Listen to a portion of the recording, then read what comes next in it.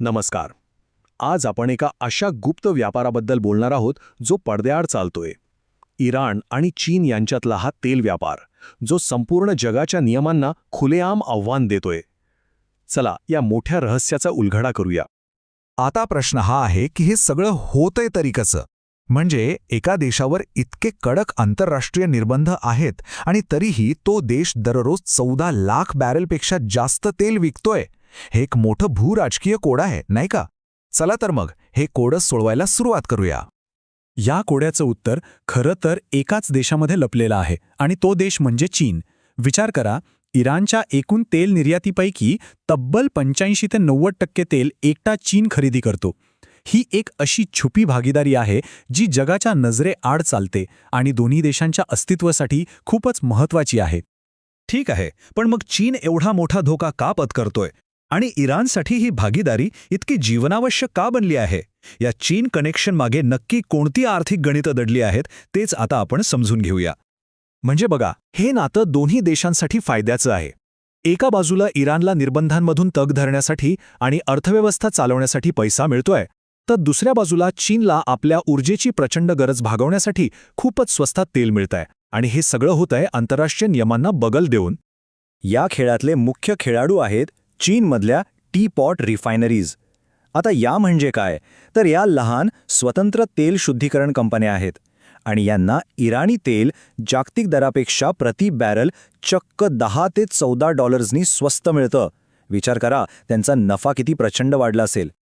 बरं, तेल स्वस्त मिळतंय हे ठीक आहे, पण ते चीनपर्यंत पोहोचतं कसं, तेही जगाच्या नजरेतून वाचवून? यासाठी ज्या पद्धती वापरल्या जातात ना, त्या एखाद्या थरारपटाच्या कथेलाही मागे टाकतील. चला तर मग या शॅडो फ्लीट नावाच्या गूढ जगात शिरकाव करूया. हे शॅडो फ्लीट म्हणजे नेमकं काय? तर हे एक असं छुपे जाळं आहे ज्यात जुनी, विमान असलेली आणि कुठल्याही नियमांना न मांडणारी जहाजं आहेत. ही जहाजं आंतरराष्ट्रीय कायद्याच्या पलीकडे जाऊन काम करतात, जणू काही समुद्रावर तरंगणारी भूतं जी कोणालाच दिसत नाहीत. ही सगळी फसवणूक मुख्यत्वे 3 टप्प्यांमध्ये होते. सगळ्यात आधी ही जहाजं आपले AIS ट्रान्सपॉन्डर्स बंद करतात आणि रडारवरून गायब होतात, म्हणजे अक्षरशः गो डार्क. मग समुद्राच्या मधोमध एका जहाजातून दुसऱ्या जहाजात तेल भरलं जातं. याला म्हणतात शिप टू शिप ट्रान्सफर. आणि मग शेवटच्या टप्प्यात बनावट कागदपत्र तयार करून असं दाखवलं जातं की हे तेल इराणचं नाहीच, पर इराक किंवा मलेशियाचं आहे. म्हणजे मूळ ओळखच पुसून टाकली जाते. आणि ही ओळख बदलण्यासाठी केवळ जहाजांचीच अदलाबदल होत नाही, तर कागदपत्रांचा एक मोठा खेळ रचला जातो. जहाजांची नावं सतत बदलली जातात, त्यांचे झेंडे बदलले जातात. UAE किंवा हाँगकाँगसारख्या ठिकाणी फक्त कागदावर अस्तित्वात असलेल्या शेल कंपन्या वापरल्या जातात. इतकंच नाही, तर तेलाची रासायनिक ओळख लपवण्यासाठी ते दुसऱ्या तेलात मिसळलेही जातं. पण थांबा, ही गोष्ट फक्त पैसा आणि तेलापुरती मर्यादित नाहीये. काही गुप्तचर अहवाल तर याहूनही गंभीर इशारा देत आहेत. त्यांच्या मते या व्यापाराचे धागेदोरे थेट इराणच्या लष्करी महत्वाकांक्षेशी जोडलेले असू शकतात. आरोप फारच गंभीर आहेत.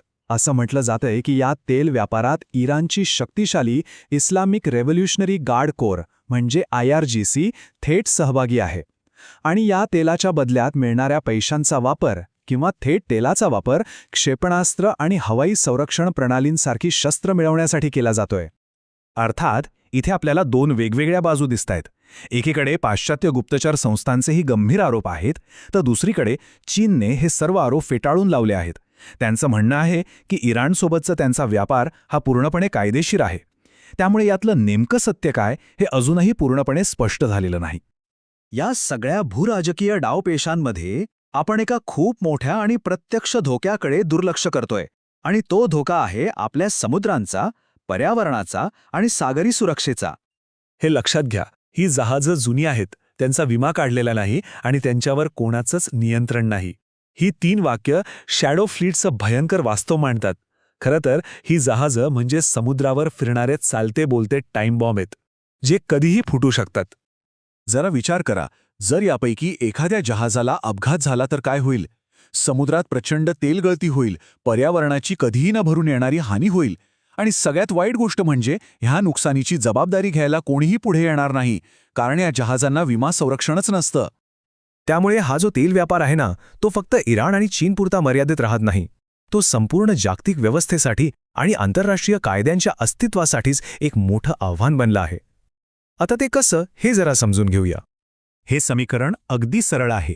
इराणसाठी हा जगण्याचा प्रश्न आहे, चीनसाठी हा ऊर्जा सुरक्षेचा मुद्दा आहे आणि पाश्चात्य देशांसाठी त्यांनी तयार केलेल्या जागतिक नियमांच्या विश्वासार्हतेचा सवाल आहे.